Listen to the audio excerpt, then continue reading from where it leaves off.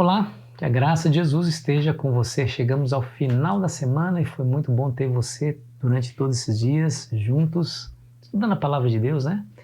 E isso nos fortaleceu para as decisões que nós tomamos durante a semana. Muito obrigado por sua companhia. Obrigado porque você também tomou esse vídeo e levou para outras pessoas, ajudando as pessoas a terem contato com a palavra de Deus. Obrigado, continue fazendo sim sempre, tá bom? Isso motiva o nosso trabalho aqui. Não se esqueça de se inscrever caso ainda não tenha feito e ao final de deixar o seu gostei ou não gostei. Vamos a um resumo da semana.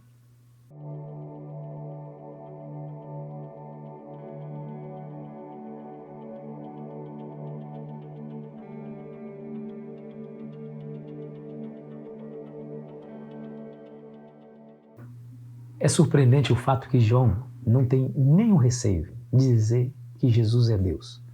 De dizer que ele, Jesus, é a luz do mundo, de dizer que ele criou todas as coisas e sem ele nada do que se fez teria feito.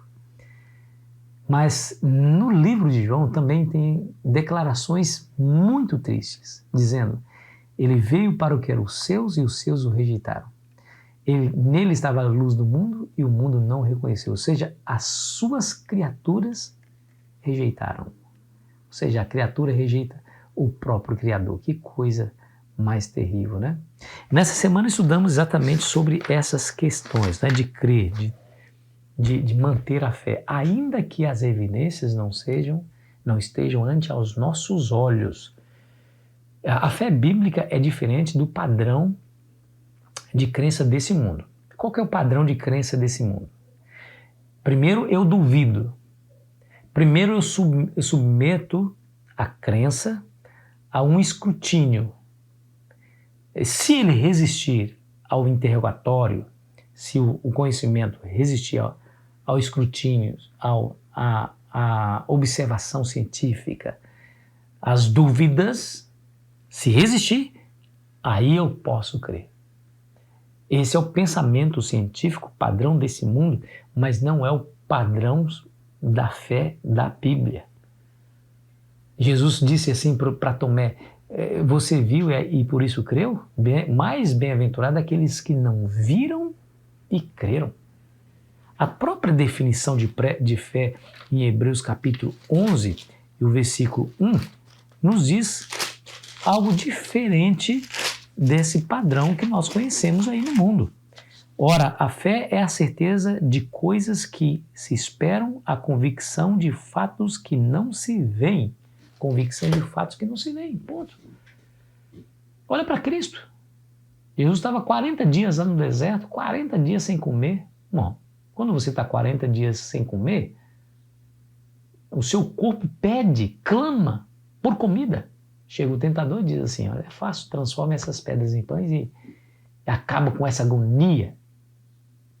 Aí esse Deus de amor está deixando você aqui perecendo?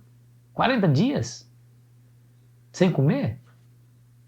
Não, aí Jesus olhou para ele e disse assim: ó, está escrito, nem só de pão viverá o homem, mas de toda a palavra que sai da boca do Senhor. Ou seja, a palavra de Deus é suficiente. Deus falou para Josué, Deus falou para Deus falou para o povo de Israel: olha, tá vendo aquela terra? Ela mana leite e mel, eu vou-lo darei.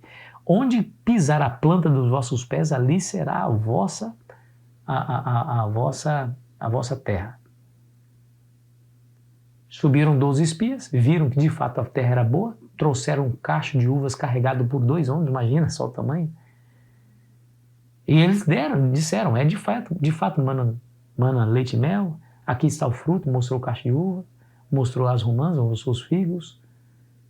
Mas, porém, todavia, tem sempre um mais, porém, todavia, né? Os moradores são gigantes, as cidades são fortificadas, os exércitos são bem aparelhados e nós não passamos de gafanhotos perante os seus olhos. Essa terra devora os seus moradores. Se nós subirmos contra elas, seremos arrasados. Não passamos de um bando de escravos, recém-libertos. E Josué falou assim: não, Deus não prometeu? Eila, subamos e possuamos a terra, conforme a palavra de Deus. Queridos, não é a evidência que determina a nossa fé. O que determina a nossa fé é a palavra. Se Deus falou, vai acontecer. Adão e Eva, coitados, né? Adão e Eva, vocês não podem comer. Se vocês comerem, morrerão. Aí a serpente falou assim, não é assim não. Certamente vocês não morrerão. Serão como Deus. Eles estão privando vocês da liberdade. Aí a Eva racionalizou, de fato, esse Deus de amor não vai destruir as suas criaturas, não, de maneira nenhuma, só porque eu comi um fruto. Comeu e a miséria veio. Ela duvidou da palavra de Deus e a miséria veio. Aí Jesus vai falar que aquele que não crê no Filho do Homem já está condenado, porque não creu na sua palavra. Querido amigo, querida amiga, nós precisamos colocar no coração essa grande verdade. A fé, ela deve existir a despeito da falta de evidências. Falando sobre Jesus, Ellen White fala assim, ao se rebaixar para assumir a condição humana, Cristo revelou um caráter oposto ao de Satanás. Contudo, desceu ainda mais baixo na escala da humilhação. Aí ela cita Filipenses 2,8 que diz, reconhecido em figura humana, a si mesmo se humilhou, tornando-se obediente até a morte e morte de cruz. Como o sumo sacerdote deixava suas suntuosas vestes e oficiava com o vestuário de linho branco do sacerdote comum, assim Cristo tomou a forma de servo e ofereceu sacrifício, sendo ele mesmo o sacerdote e a vítima. Ele foi transpassado pelas nossas transgressões, moído pelas nossas iniquidades, o castigo que nos traz a paz estava sobre ele, Isaías 53:5. Cristo foi tratado como nós merecíamos, para que pudéssemos receber o tratamento que ele tinha direito. Foi condenado pelos nossos pecados, nos quais não tinha participação, para que fôssemos justificados por sua justiça, na qual não tínhamos parte. Isso aqui é forte demais. Escute, eu vou repetir. Cristo foi condenado pelos nossos pecados, nos quais não tinha participação. Jesus não tinha participação nos nossos pecados, mas ele foi condenado pelos nossos pecados, apesar de não ter neles, os pecados, participação alguma. Para que fôssemos justificados por sua justiça, na qual não tínhamos parte. Nós não tínhamos parte na justiça de Cristo, somos pecadores, mas vamos ser justificados por sua justiça. Sofreu a morte que era nossa, para que recebêssemos a vida que era dele. Que extraordinária declaração do que Jesus fez por nós. Ei, amigo, ei, amiga, não precisa se desesperar. Não precisa achar que não há solução para o teu caso porque você foi longe demais. Não há caminho que seja longe demais para o amor desse Deus que nos alcança sempre. O apóstolo Paulo fala de quem me separará do amor de Deus que está em Cristo Jesus? Será a profundidade? Será a altura? Será a vida? Será a morte? Nada nos separará do amor de Deus que está em Cristo Jesus. Então, não precisa se desesperar, esse Deus está à sua disposição. Mas, em contrapartida, você precisa continuar crendo e confiando. Cito novamente o caso de Jairo. A sua filha já estava morta quando ele foi lá pedir. Quer dizer, ele pediu para Jesus ir e ela estava viva ainda, estava à morte, mas ainda não tinha morrido. Jesus se demorou, aí chegaram os amigos de Jairo e disseram, não incomode mais o mestre, porque sua filha já morreu. Como diz aí o pensamento popular, há jeito para tudo, mas não há jeito para a morte. Jesus olhou para Jairo e viu ali o desespero e a tristeza, a desesperança, e estimulou a fé dizendo, crê somente, Jairo.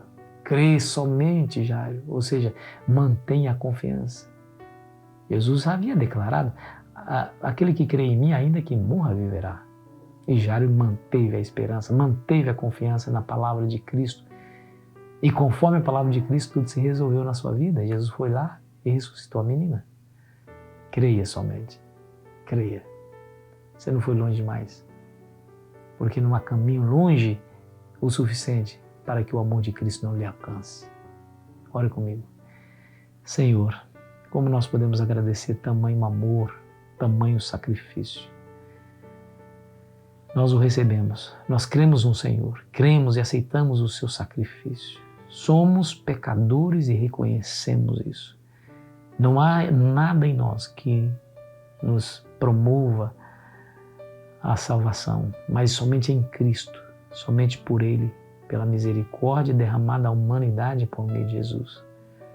E é nele que confiamos, e é através dele que viemos a Ti pedir o perdão e a purificação dos nossos pecados, em nome de Jesus. Amém.